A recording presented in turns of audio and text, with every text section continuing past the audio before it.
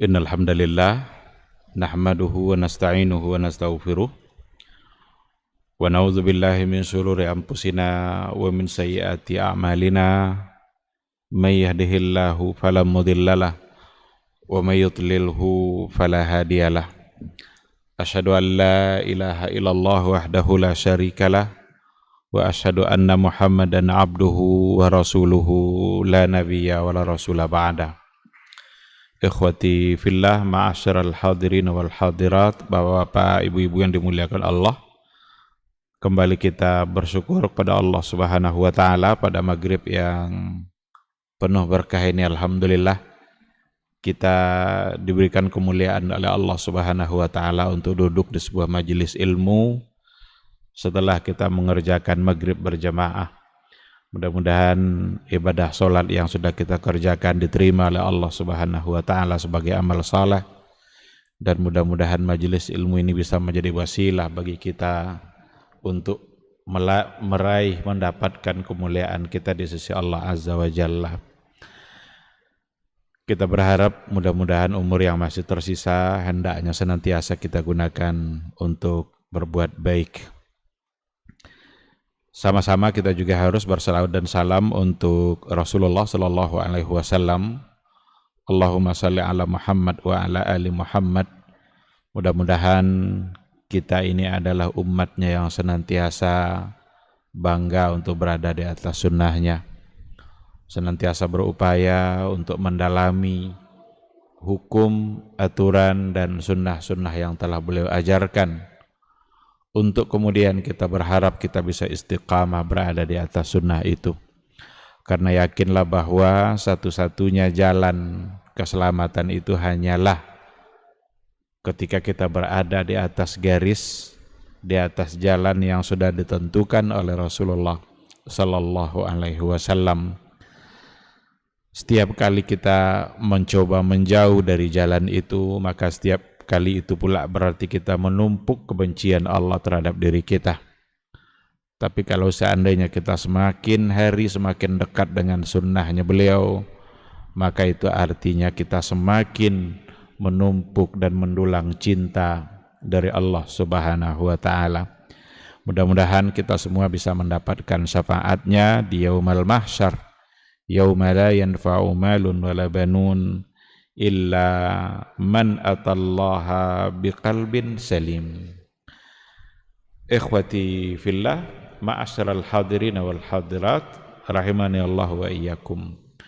Kembali pada maghrib ini kita akan melanjutkan kajian kita dengan tema Maqasidul Quran, Maqasid Al-Quranil Karim. Pada pembahasan yang terakhir kita sudah bahas permasalahan yang berkaitan apa yang harus kita lakukan terhadap Al-Quranul Karim. Apa ibadah-ibadah kita terhadap Al-Quranul Karim. Sudah dua yang kita sampaikan, di mana dulu yang pertama yang harus kita lakukan terhadap Al-Quranul Karim itu adalah tilawatul Quran, membaca Al-Quranul Karim. Membaca Al-Quranul Karim itu adalah salah satu dari bentuk ibadah kita terhadap Allah Subhanahu wa taala ketika kita membaca firman-firman-Nya. Betapa mulianya orang-orang yang senantiasa membaca Al-Quran, betapa tingginya derajat dan kemuliaan orang-orang yang senantiasa melakukan tilawatul Quran. Karena ketika mereka membaca Al-Quran, mereka telah melakukan sesuatu yang juga Allah Subhanahu wa taala perintahkan kepada Rasulullah sallallahu alaihi wasallam. Yang pertama itu dan yang sudah kita bahas. Yang kedua, kemarin yang terakhir sekali yang kita bahas adalah membaca tidak hanya sekedar membaca, tapi harus diikutkan dengan tadabbur, mentadabburi ayat-ayat Allah Subhanahu wa taala. Afala yatadabbarunal Qur'an am ala qulubin akfaluha. Tidakkah mereka mau mentadabburi ayat-ayat Al-Qur'an atau hati mereka ternyata telah terkunci, hati mereka telah tertutup. Berarti orang-orang yang tidak mau mentadabburi Al-Qur'anul Karim adalah orang-orang yang hatinya sudah tertutup. Oleh karena itu, hidupnya hati kita, hidupnya jiwa kita itu sesungguhnya adalah dengan melakukan tadabbur terhadap ayat-ayat Allah Subhanahu wa ta'ala. Jadi tadabbur itu hubungannya dengan hati. Hati yang gersang akan bisa dihidupkan dengan tilawatil Quran dan sekaligus dengan mentadabburi ayat-ayat Al-Quran. Tilawah itu sesuatu yang sangat baik untuk dilakukan dan akan lebih sempurna lagi kalau seandainya tilawah kita ikutkan dengan tadabbur ayat-ayat Al-Quranul Karim. Maka tidak jarang kita mendengarkan para imam-imam besar, imam di Masjidil Haram, imam di Masjid Nabawi, ketika mereka membaca ayat-ayat Allah, mereka bisa meneteskan air mata. Ketika mereka membaca firman-firman Allah dalam Al-Quranul Karim, mereka bisa menangis. Itu dikarenakan oleh penghayatan mereka terhadap apa yang mereka baca. Ketika yang dibacanya adalah ayat-ayat yang berhubungan dengan ancaman-ancaman Allah Subhanahu wa ta'ala, bagaimana hati kita bergetar, merasa takut dengan ancaman Allah yang namanya neraka itu. Untuk kemudian itulah yang akan membuat hati dan semangat kita ingin menjauhi semua bentuk maksiat yang sudah diharamkan oleh Allah Subhanahu wa ta'ala. Di sisi lain ketika kita membaca ayat-ayat Allah yang berkaitan dengan surga dan janji-janji baik bagi pelaku amal saleh, di hati kita akan harus ada harapan semoga apa yang dijanjikan oleh Allah Subhanahu wa ta'ala itu bisa pula kita dapatkan, untuk kemudian kita bersemangat untuk mengerjakan berbagai macam bentuk amal saleh yang sudah diajarkan oleh Rasulullah sallallahu alaihi wasallam. Itulah fungsinya tadabbur. Itulah gunanya. Maka tadabbur akan menghidupkan hati. Tadabbur akan memberikan semangat yang luar biasa. Hati yang gersang itu bagaikan tanah tandus. Tanah tandus itu akan mekar dan subur kembali ketika disirami dengan air hujan. Air hujan yang diturunkan oleh Allah yang bisa membuat tanah menjadi subur, begitulah perumpamaan hati yang gersang yang akan bisa subur melalui pembacaan-pembacaan dan tadabbur ayat-ayat Al-Quranul Karim. Ikhwati fillah, itu dua hal yang merupakan ibadah kita terhadap Al-Quran dan mestilah kita lakukan karena Allah Subhanahu wa ta'ala. Jangan sekali-kali melakukannya bukan karena Allah. Karena kalau kita lakukan amal itu karena Allah, itu akan menjadi sia-sia. Bahkan di akhirat kelak, yang pertama yang lebih dulu masuk neraka itu adalah para pembaca Al-Quran. Kan itu dalam hadis kan? Di antara yang pertama yang lebih dulu diseret ke nerakanya Allah itu adalah qari'ul Quran, yang membaca Al-Quran. Kok bisa seperti itu? Persoalannya bukan pada membacanya, tapi pada niat kenapa dia membaca. Ketika ditanya oleh Allah, kenapa dulu kamu baca Al-Quran? Yang membaca itu menjawab, saya membaca karena kamu ya Allah. Tapi Allah kan tahu isi hati kita. Tidak ada yang tersembunyi dari Allah Subhanahu wa ta'ala. Kata Allah, kadzabta, kamu bohong. Dulu kamu membaca Al-Quran itu agar dibilang orang suaranya bagus, agar dipuji-puji oleh manusia, hebat dalam baca Quran, tidak ada salah tajwidnya, waqad qila. Itu semua sudah kamu dapatkan. Jadi karena tujuannya adalah untuk manusia, dia sudah dapatkan itu. Dan ternyata tujuan-tujuan untuk manusia itu di sisi Allah nanti tidak ada artinya. Akhirnya yang membaca Al-Quran tadi justru diseret ke dalam nerakanya Allah Subhanahu wa ta'ala. Oleh karena itu, apapun amal saleh, termasuk diantaranya tilawatul Quran dan juga tadabbur ayat-ayat Al-Quran, hendaklah kita melakukannya benar-benar ikhlas karena Allah Subhanahu wa ta'ala, mengharapkan janji-janji baik yang datang dari Allah dan dari Rasulullah sallallahu alaihi wasallam. Ikhwati fillah, sekarang akan kita lanjutkan. Apalagi yang harus kita lakukan terhadap Al-Qur'anul Karim selain dari dua yang tadi sudah kita sampaikan. Yang berikutnya yang juga harus kita lakukan terhadap Al-Quran itu adalah al-istima'u lil Qur'anil Karim, mendengarkan Al-Quran. Jadi kalau tadi tilawah, kita yang langsung membacanya. Kalau tadabbur, mencoba untuk menggali, memahami apa yang ada di dalam Al-Quran yang akan bisa menghidupkan iman dan jiwa kita. Kalau yang ketiga ini, yang berikut ini adalah al-istima'u lil Qur'anil Karim, mendengarkan Al-Quran.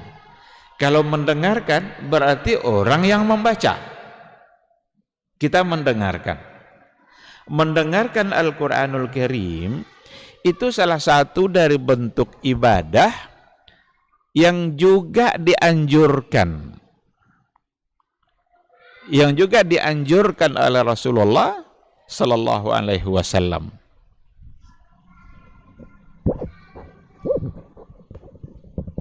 Mati Miki.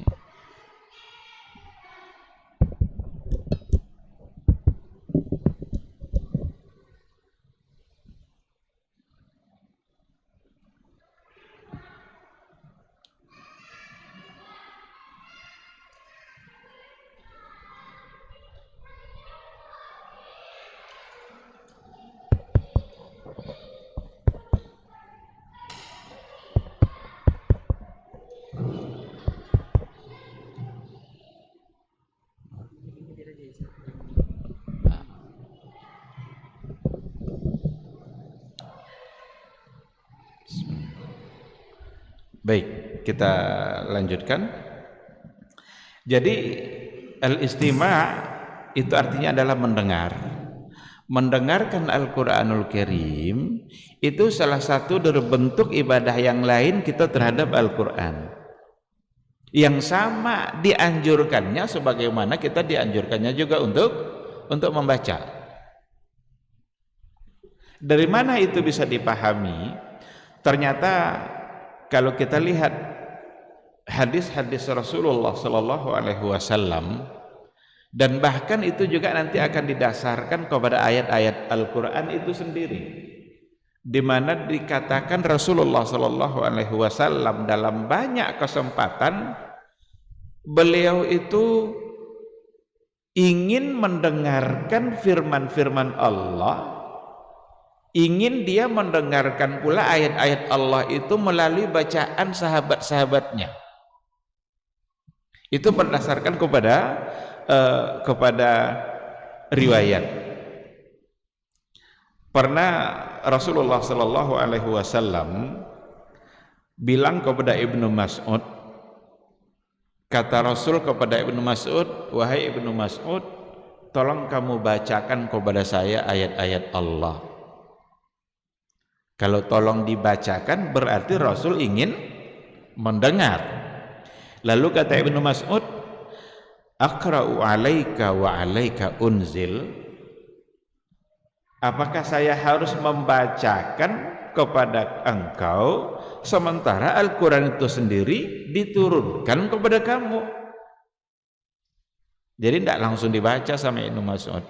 Ibnu Mas'ud ini kan salah satu dari sahabat yang memang bacaan Qur'annya adalah bagus. Maka Rasulullah sallallahu alaihi wasallam ingin mendengarkannya. apakah saya harus perdengarkan kepada kamu sementara Quran sendiri diturunkan kepada engkau? Apa kata Rasul? Qala inni astahi an asma'ahu min ghairi. Kata Rasul, ingin pula rasanya saya mendengarkan ayat-ayat Allah itu dibaca oleh orang selain saya. Ini istima', ini mendengar. Qala, berkata Ibnu Mas'ud, faqara'tu an-nisa, maka saya membaca surat An-Nisa. Dibacalah oleh Ibnu Mas'ud itu surat An-Nisa hatta iza balagat, sampai pada ayat yang ke-41, fa kaifa idza ji'na min kulli ummatin bi syahidin wa ji'na bika ala haula'i syahida. Maka bagaimana ketika kami mendatangkan dari setiap umat itu seorang saksi, wa ji'na bika ala haula'i syahida, dan kami datangkan engkau wahai Muhammad untuk menjadi saksi bagi semua umat yang ada di hari itu. Ini An-Nisa ayat 41. Kata Ibnu Mas'ud, ketika saya sampai pada ayat yang ke-41 itu, Rasul bilang, kuf au amsik, cukup sampai di situ saja, kata Rasul kepada Ibnu Mas'ud. Lalu kata beliau, fara'aitu ainaihi tazrafan, saya melihat ketika itu mata Rasulullah SAW berkaca-kaca. Itu kan bahasa untuk menandakan bahwa Rasulullah SAW menangis mendengarkan ayat sampai pada ayat yang ke-41 tadi. Karena ayat yang ke-41 itu yang menyatakan bahwa Rasul itu nanti di akhirat akan didatangkan sebagai saksi untuk semua umat. Itu yang membuat Rasulullah SAW menangis. Jadi riwayat ini persoalan yang ada di sini adalah istima', mendengarkan Al-Quran. Jadi kita bisa kita menambah iman kita melalui bacaan Al-Quran, kita yang membaca secara langsung, dan bisa juga kita menambah iman kita melalui mendengarkan ayat-ayat Allah Subhanahu wa ta'ala. Dalam satu riwayat dikatakan Aisyah Ummul Mukminin satu ketika setelah sholat Isya, dia diam-diam mendengarkan satu bacaan di dalam Masjid Nabawi. Nabi sampai di rumah, tidak ada Aisyah ketika itu di rumah. Lalu Aisyah datang, Rasul bilang, faqala aina kunti, di mana kamu tadi, kok tidak ada di rumah saya temukan? Qultu, kata Aisyah, kuntu astami'u qira'ata rajulin min ashabik, tadi saya diam-diam mendengarkan bacaan salah seorang dari sahabat engkau wahai Rasulullah, lam asma' qablu qira'atahu wa sautahu min ahadin, saya belum pernah mendengarkan bacaan seperti itu dengan suara seperti itu dari seorang pun. Qalat, lalu Aisyah berkata, faqama wa kumtu ma'ahu, Rasul ketika itu berdiri pergi mendengarkan juga ayat itu. Wa kumtu ma'ahu, dan saya ikut pula bersama Rasul, kata Aisyah, hatta stama'a lahu, sampai akhirnya Rasul berhasil mendengarkan apa yang tadi didengarkan oleh Aisyah Ummul Mukminin. Tsummal tafata ilaiha, kemudian Rasul menoleh kepada Aisyah, faqala, lalu ia berkata, Rasul berkata, apa kata Rasul? Hadza Salim maula Abi Hudzaifah, yang membaca tadi itu adalah Salim maula Abi Hudzaifah, seorang budak yang pernah dimerdekakan oleh Abu Hudzaifah. Jadi dia dimerdekakan oleh Abu Hudzaifah. Alhamdulillahilladzi ja'ala fi ummati mithla hadza, segala puji bagi Allah yang telah menjadikan pada umatku orang yang seperti ini. Itu ucapan Rasulullah sallallahu alaihi wasallam. Jadi dari dua riwayat itu kita bisa ambil satu kesimpulan bahwa ternyata Rasulullah Shallallahu Alaihi Wasallam sendiri orang yang memang Al-Quran itu diturunkan kepadanya, tetapi dia melakukan sesuatu yang lain, yaitu mendengarkan bacaan Al-Quran yang dibaca oleh orang lain. Satu di antara sahabat-sahabat yang pernah membacakan kepada Rasul itu adalah Ibnu Mas'ud. Ada lagi dalam satu riwayat dikatakan Rasulullah Shallallahu Alaihi Wasallam mendengarkan Abu Musa al-Ash'ari. Ada salah seorang sahabat namanya Abu Musa al-Ash'ari yang juga membaca Al-Quranul Karim, wa huwa yaqra'ul Qur'ana bi sautihil jamil. Abu Musa al-Ash'ari ini membaca ayat Al-Quran dengan suaranya yang sangat indah. Faqala, lalu Rasul berkata, karena Rasul mendengarkan bacaan Abu Musa al-Ash'ari ini, Rasul berkata, laqad utiya hadza mizmaran min mazamiri ali Daud. Sungguh telah diberikan kepada orang ini, maksudnya adalah Abu Musa al-Ash'ari, mizmaran min mazamiri ali Daud, suara yang indah bagaikan indahnya seruling Abi Daud.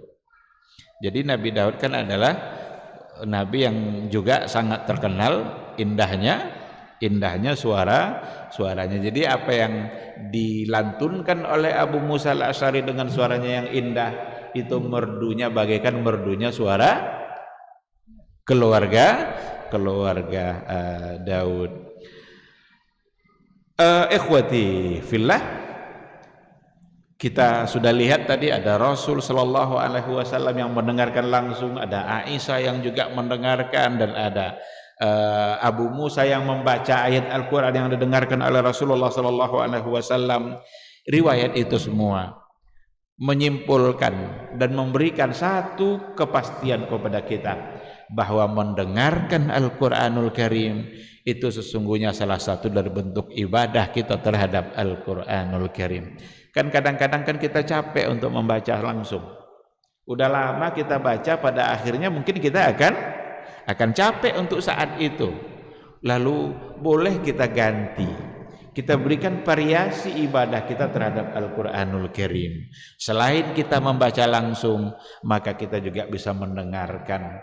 Sama dengan murajaah Al-Quranul Karim, kalau seandainya kita memiliki ada hafalan-hafalan dari ayat-ayat Al-Quranul Karim, mungkin kita akan memurajaahnya dengan membaca secara langsung. Tetapi ada cara lain yang juga tidak kalah nilai ibadahnya, yaitu ketika kita mendengarkan dari orang lain yang membacanya. Kalau disebut mendengar itu pasti dari orang secara langsung. Tetapi kita hari ini sudah terlalu banyak sarana-sarana yang bisa kita gunakan untuk mendengarkan ayat-ayat Allah Subhanahu wa ta'ala. Itu mungkin melalui kaset-kaset yang ada, atau melalui aplikasi-aplikasi yang ada yang bisa disimpan di dalam HP kita. Kan ada itu pilihan-pilihan, bahkan kita bisa memilih imam masjid haram yang mana yang mau kita ingin dengarkan suaranya itu ada aplikasinya.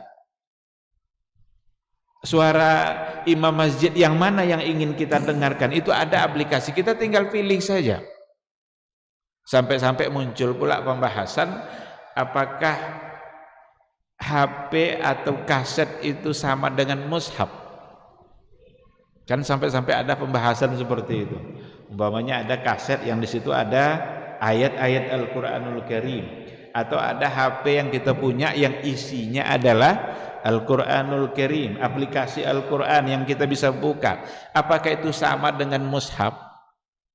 Boleh tidak kita bawa ke dalam kamar kecil HP yang di dalamnya ada aplikasi ayat-ayat Al-Quran yang bisa kita buka? Ternyata memang apa yang disampaikan oleh para ulama-ulama kontemporer itu memang tidak akan bisa disamakan dengan mushaf. Tak akan bisa disamakan dengan mushaf, karena itu sesuatu yang sifatnya abstrak.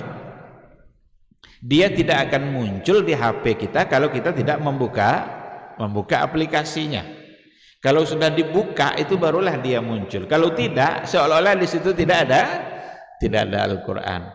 Oleh karena itu tidak mengapa kalau seandainya itu kita bawa ke kamar kecil. Karena kalau tidak dibawa, mau tinggal di luar, jangankan ditinggalkan di luar, di dalam tas saja bisa diambil oleh orang. Tapi kalau mushaf yang ada, lembaran-lembaran yang di situ ada ayat-ayat Allah, firman-firman Allah, itu terlarang bagi kita untuk membawanya. Begitulah mulianya sesuatu itu dengan adanya Al-Quranul Karim. Jadi kertas ini kalau kosong dia tidak ada nilainya. Kita injak-injak pun tidak apa-apa kalau dia kosong. Tapi kalau di situ sudah tertulis ayat Allah, sudah ada di situ firman Allah, perkataan Allah Subhanahu wa taala, maka kertas itu akan mendapatkan kemuliaan. Pada kertas itu ada kemuliaan. Jadi benda mati aja bisa mulia oleh Al-Quran, apalagi kita sebagai hamba Allah Subhanahu wa taala. Nah, oleh karena itu kalau seandainya ingin kita mendapatkan kemuliaan, maka tidak ada cara lain selain daripada Al-Quran. Ambillah kemuliaan itu dari Al-Quranul Karim. Bacalah, tadabburilah, simaklah, dengarlah. Waktu yang kita habiskan untuk mendengarkan ayat-ayat Allah, itu semua detik waktu kita akan bernilai ibadah di sisi Allah Subhanahu wa taala. Sama halnya dengan ketika habiskan waktu kita untuk membaca secara langsung ayat-ayat Allah Subhanahu wa taala. Ikhwati fillah,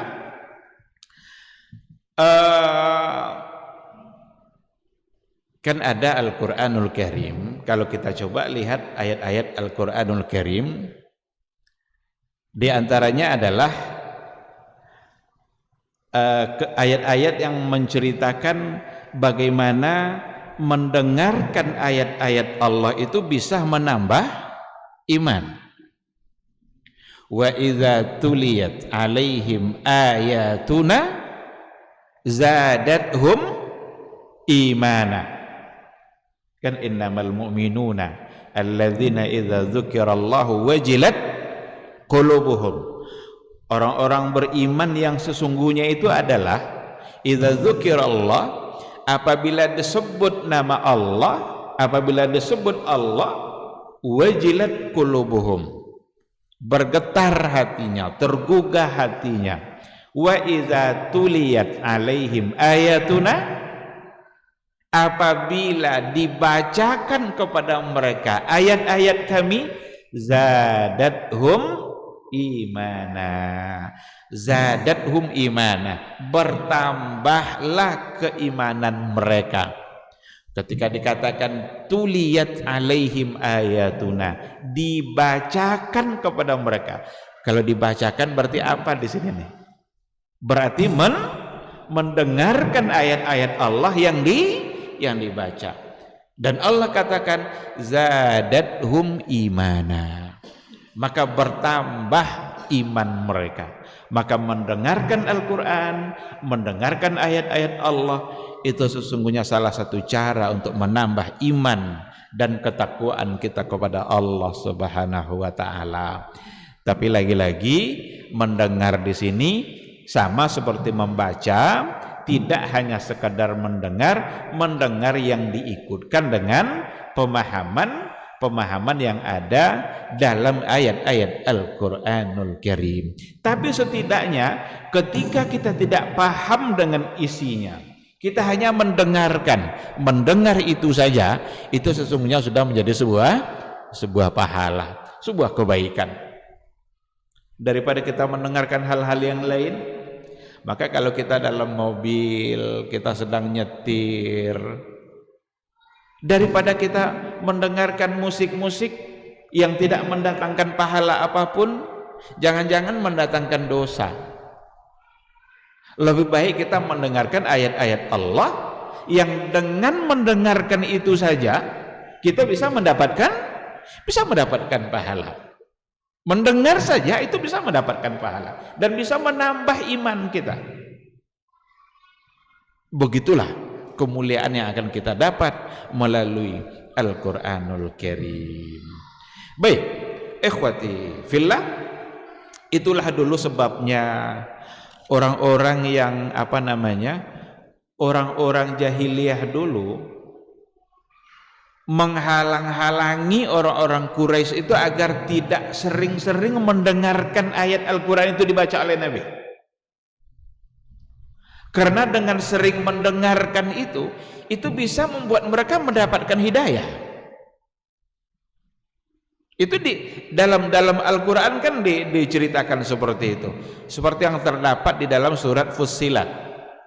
Di surat Fussilat itu, wa qala alladzina kafaru la tasma'u lihadzal Qur'an.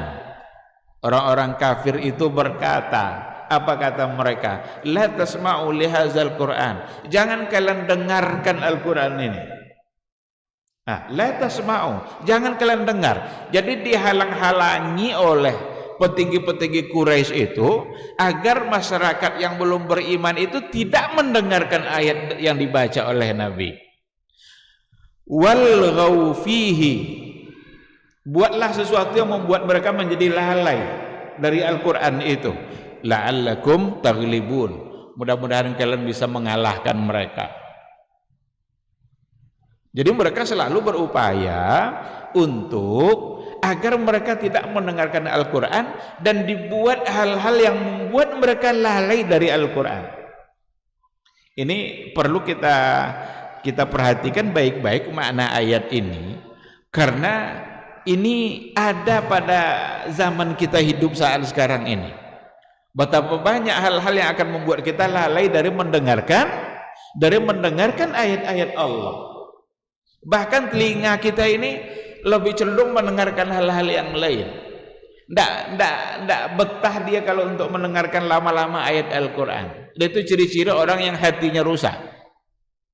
Karena kalau orang hatinya benar-benar dekat dengan Allah, tidak akan pernah puas dengan Al-Quranul Karim. Hati orang-orang beriman itu, jika dia benar-benar beriman kepada Allah dan Rasulnya, la yashba' minal Quran, dia tidak akan pernah merasa kenyang dengan Al-Quran, akan selalu haus untuk mendapatkan dan mendengarkan ayat-ayat Allah. Tapi ketika hati sudah dilalaikan oleh berbagai macam hal, bahkan untuk mendengarkan sebentar saja ayat-ayat Allah mungkin membuat dia menjadi bosan, sementara berlama-lama dalam hal-hal yang lain, mendengarkan hal-hal yang lain, mereka tidak merasa puas, bahkan ingin berlama-lama dalam dosa dan kemaksiatan. Nah, apa yang terjadi pada orang-orang jahiliyah dulu? Mereka berupaya untuk melarang umatnya mendengarkan ayat-ayat Al-Quran dibaca oleh Nabi. Ternyata hari ini juga kita dan generasi kita banyak hal yang bisa menjauhkan kita dari mendengarkan ayat-ayat Allah Subhanahu wa taala. Ikhwati fillah, di sini diberikan beberapa penjelasan tentang adabul istima'. Adabul istima'. Apa saja adab istima' itu? Adab dalam mendengarkan ayat Allah. Dikatakan bahwa makna dari kita coba dulu. Yang pertama sekali, adabnya adalah al-insat wal isgha. Al-insat wal isgha.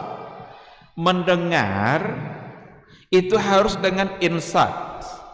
Apa itu insat? Insat itu as-sukutu ma'al istima'. As-sukut ma'al istima'. Diam, fokus dan serius dalam mendengarkan.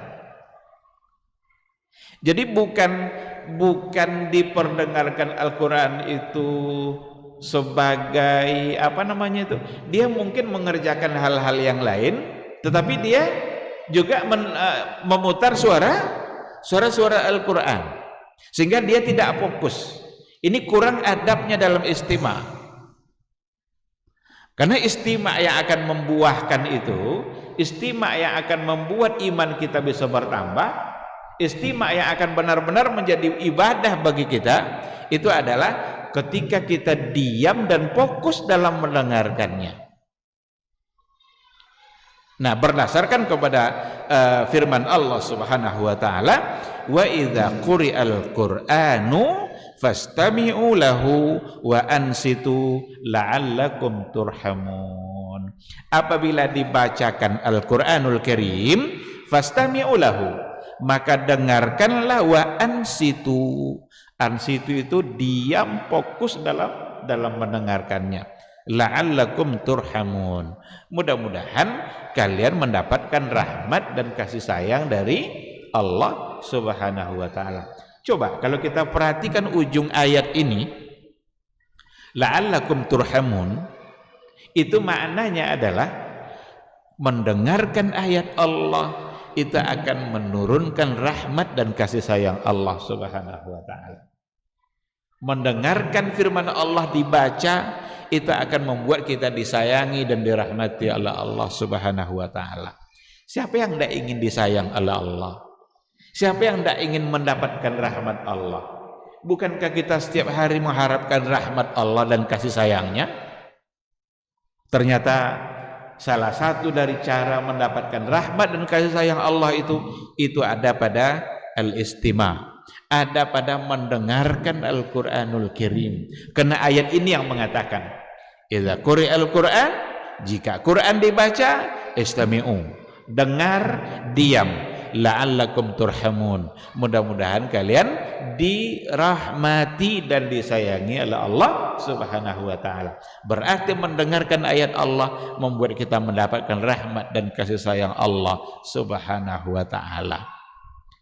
Tidak jauh-jauh kita mencari kasih sayang Allah itu. Tidak sulit untuk mendapatkan kasih sayang dan rahmat Allah. Cukup dengarkan ayat Allah. Kita kalau seandainya menulis surat untuk anak kita, lalu kita tahu bahwa anak kita itu membaca surat yang kita tulis itu, dan bahkan dia juga mendengarkannya ketika kita bacakan pesan-pesan itu, kira-kira anak itu menjadi orang yang kita sayangi atau tidak? Pasti akan menjadi orang yang kita sayangi. Karena pesan-pesan kita didengarnya, surat kita dibacanya. Bukankah Al-Quranul Karim itu adalah pesan-pesan dan surat yang datang dari Allah Subhanahu wa taala, yang kalau seandainya kita baca, kita dengar dan kita pahami, pasti akan membuat kita disayangi oleh Allah Subhanahu wa taala. La'allakum turhamun. Ikhwati fillah.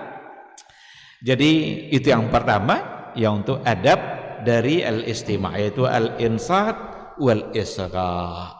Kita dengarkan dan kita fokus dalam membaca. Nah, di sini nanti memunculkan banyak masalah. Ada beberapa masalah fikih yang muncul dalam persoalan ini ketika kita diminta untuk mendengarkan Al-Quran. Inilah yang menyebabkan terjadi perbedaan. Kalau kita bawa kepada kajian fikihnya, apakah makmum itu harus membaca Al-Fatihah saat imam membaca ayat? Karena ada masalah fikih seperti itu.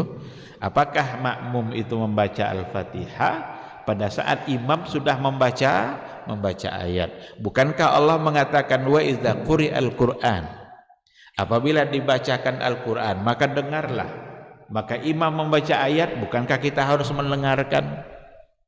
Ini masalah fikih. Yang namanya masalah fikih tentu akan terjadi, akan ada perbedaan. Sedikit sekali masalah fikih itu yang ijma', yang disepakati. Maka sebahagian mengatakan, termasuk diantaranya dalam mazhab Abu Hanifah, itu makmum tidak membaca Al-Fatihah karena dia harus mendengarkan bacaan imam berdasarkan ayat ini. Tetapi masalahnya bukan masalah disepakati.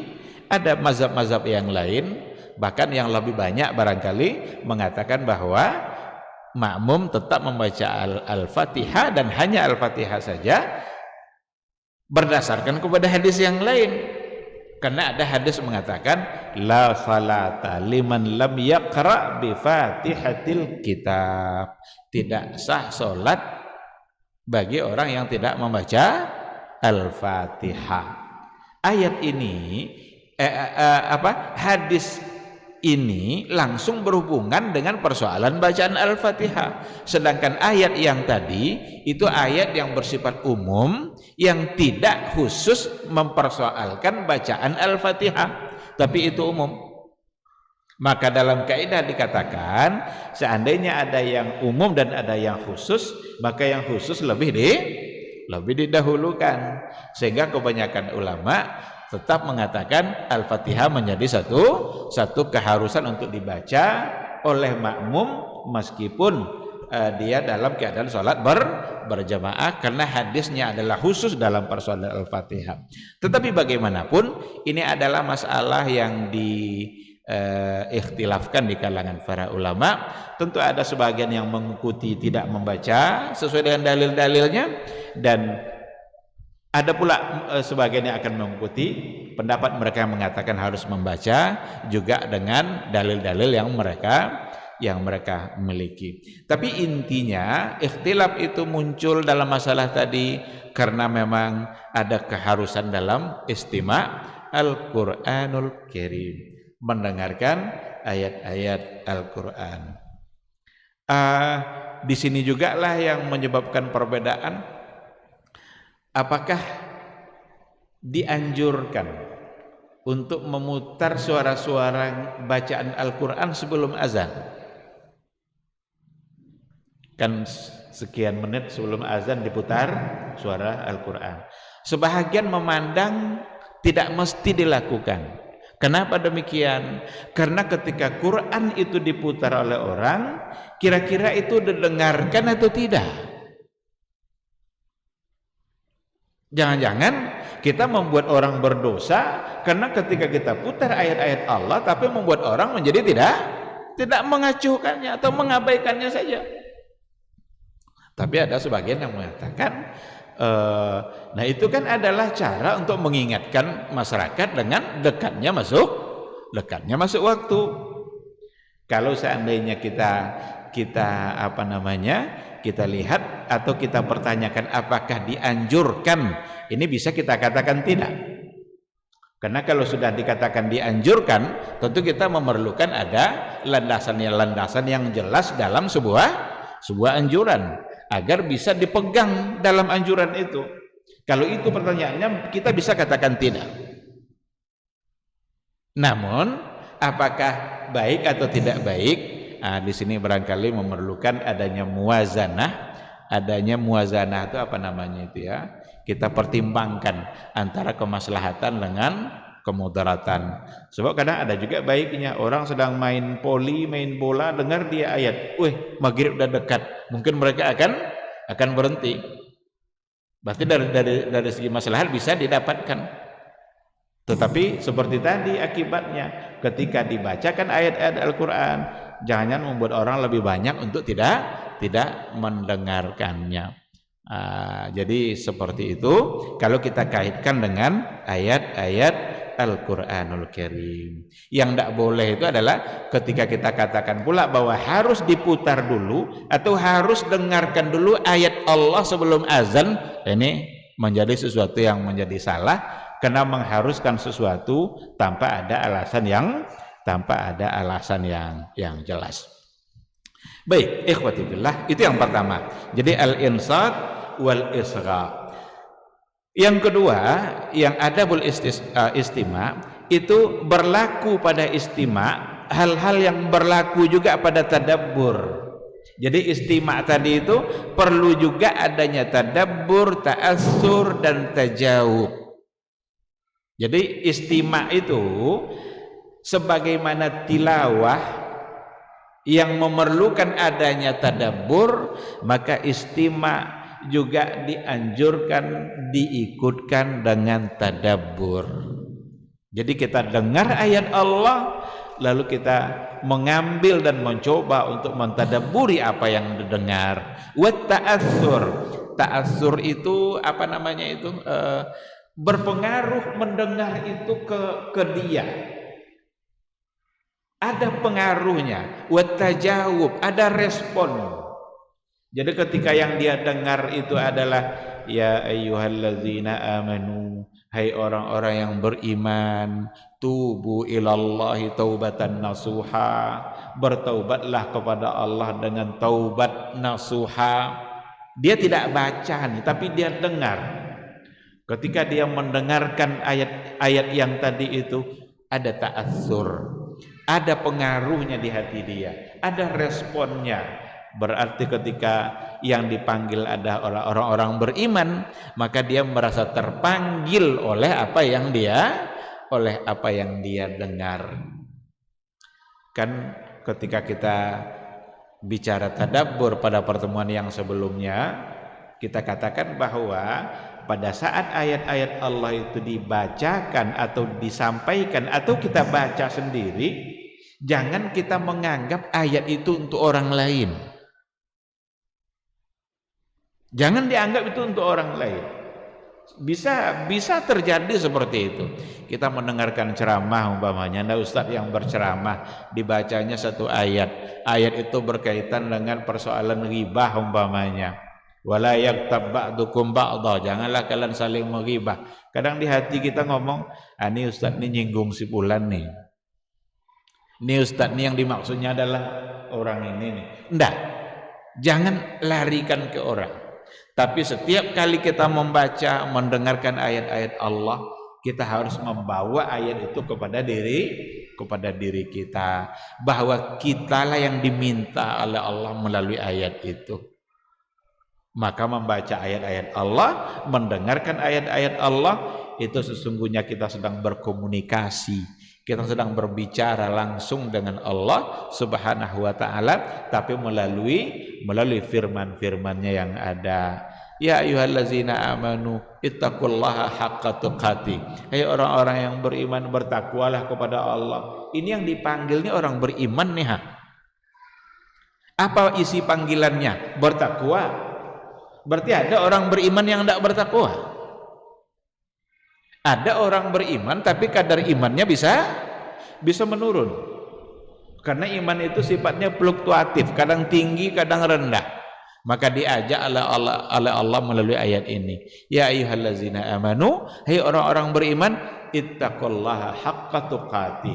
Bertakwalah kepada Allah dengan sebenar-benar takwa.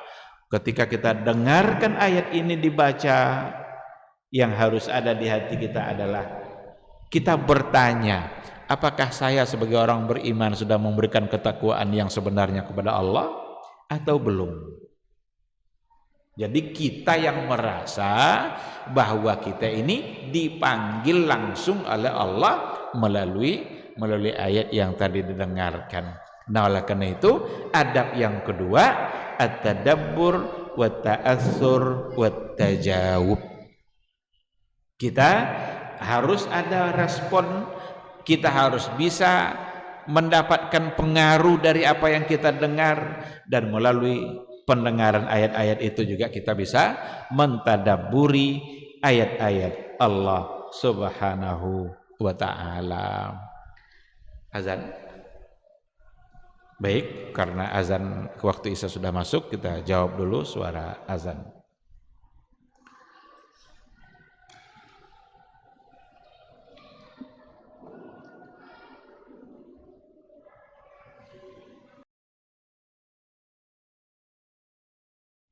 Ketahuilah bahwa ketika kita mengikuti sebuah majelis ilmu, itu sesungguhnya Allah sedang memberikan kepada kita sekian banyak fadilah dan keutamaannya. Karena sungguh sangat mulia orang-orang yang berada di majelis ilmu. Orang-orang yang berada di majelis ilmu adalah orang-orang yang akan dimudahkan baginya jalan menuju surga Allah. Dalam hadis dikatakan oleh Rasulullah sallallahu alaihi wasallam, "Man salaka tariqan yaltamisu fihi ilman, sahalallahu lahu tariqan ilal jannah."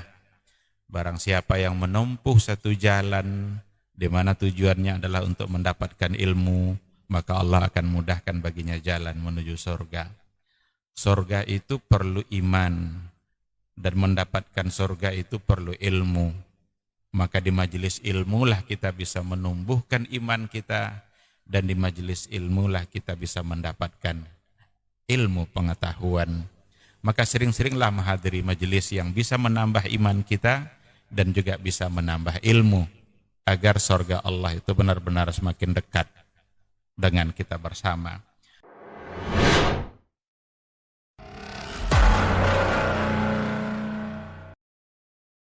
Majtama'a qaumun fi baitin min buyutillah yatluna kitaballah wa yatadarasunahu fima bainahum illa nazalat alaihimus sakinah wa ghasyiyatuhumur rahmah wa haffat bihimul malaikah wa dzakarahumullahu fiman indah. Tidaklah suatu kaum duduk di salah satu rumah Allah membaca ayat-ayat Allah dan sama-sama mempelajarinya, kecuali turun kepada mereka as-sakinah, ketentraman dan kenyamanan. Wa ghasyiyatuhumur rahmah, dan mereka diliputi pula oleh rahmat, kasih sayang dari Allah Subhanahu wa taala. Wa haffat bihimul malaikah, dan mereka pun dikelilingi oleh para malaikat, karena malaikat suka majelis-majelis zikir dan ilmu. Wa dzakarahumullahu fiman indah, dan Allah akan banggakan sebut-sebut mereka di kalangan malaikat-malaikat yang ada di sisinya, di masyarakat atas. Mudah-mudahan kita termasuk yang sering disebut-sebut di sisi Allah, di kalangan para malaikat. Dan di akhir majelis ini mudah-mudahan kita pula mendapatkan seperti yang tersebut dalam hadis qudsi, qumu maghfuran lakum, silahkan berangkat meninggalkan majelis ini dalam keadaan diampuni dosa-dosa kalian.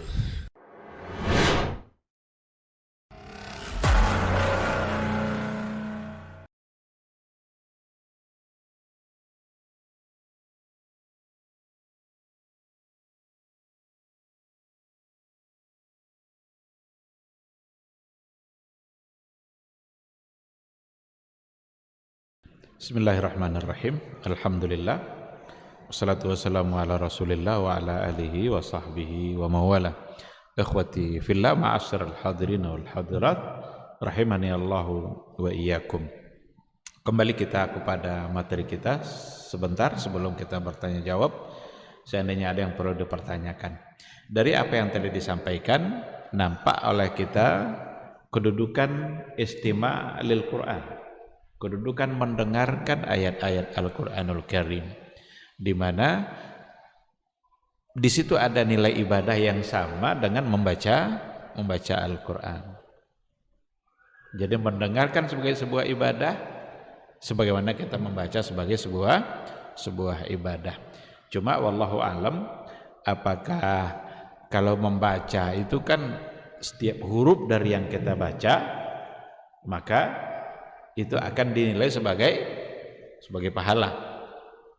Tapi kalau dipertanyakan apakah setiap huruf yang kita dengar apakah juga akan mendapatkan pahala atau tidak, wallahu alam, saya tidak tahu.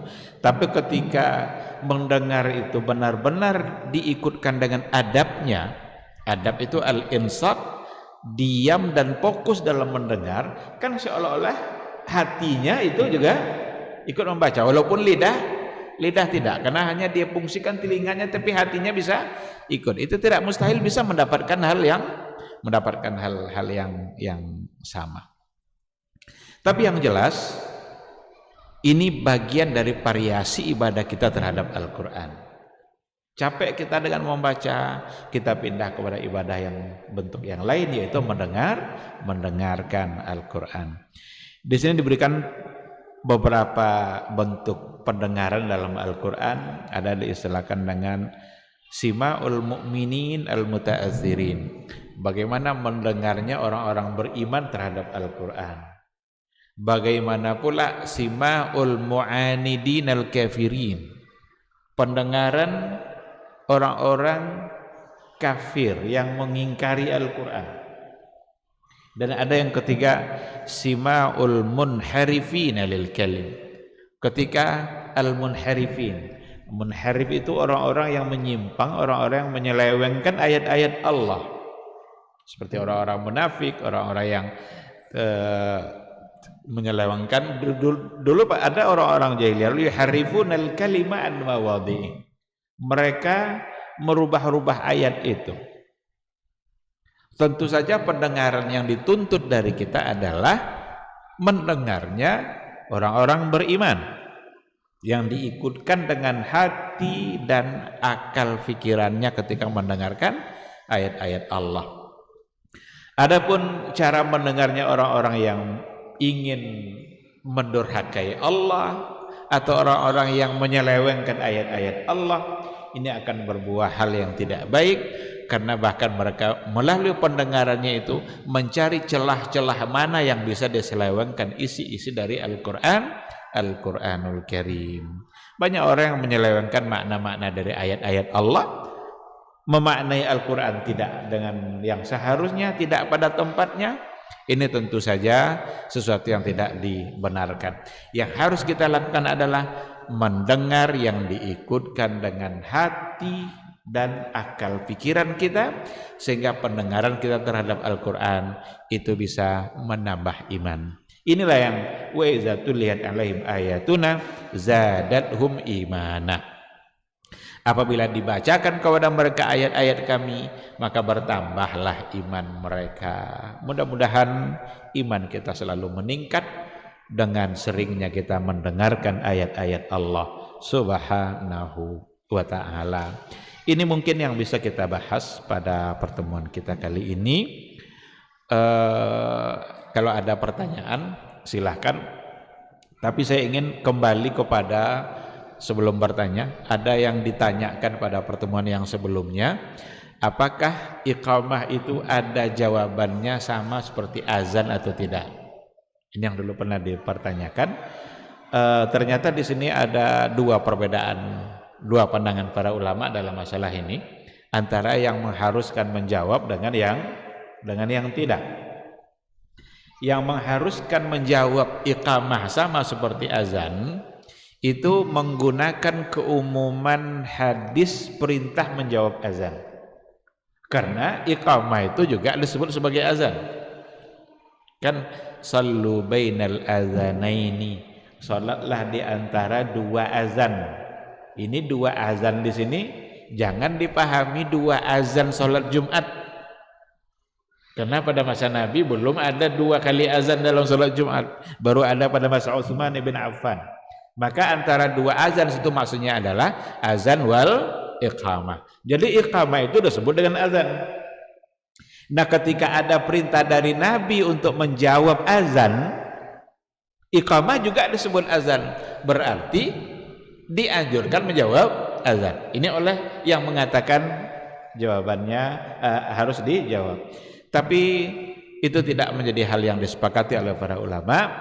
Sebahagian dalam mazhab seperti mazhab Abu Hanifah, kalau saya tidak salah, itu mengatakan iqamah tidak ada jawabannya, karena iqamah berbeda dengan azan. Kalau azan kita diberi waktu untuk menjawabnya. Selesai ucapan Allahu Akbar, muazin berhenti. Kalau iqamah berhenti enggak kan? Langsung sampai selesai. Sehingga berbeda antara iqamah dengan azan. Maka oleh pendapat yang kedua, iqamah tidak dijawab, dan ini yang dikuatkan oleh Syekh bin Shalih Al-Utsaimin dengan tidak ada jawaban pada azan. Meskipun masyayikh yang lain itu ada yang menguatkan harus dijawab sama seperti azan. Itu melengkapi jawaban yang dulu pernah dipertanyakan pada pertemuan yang sebelumnya. Baik, kalau ada satu atau dua pertanyaan sebelum kita sholat, silakan. Tidak ada?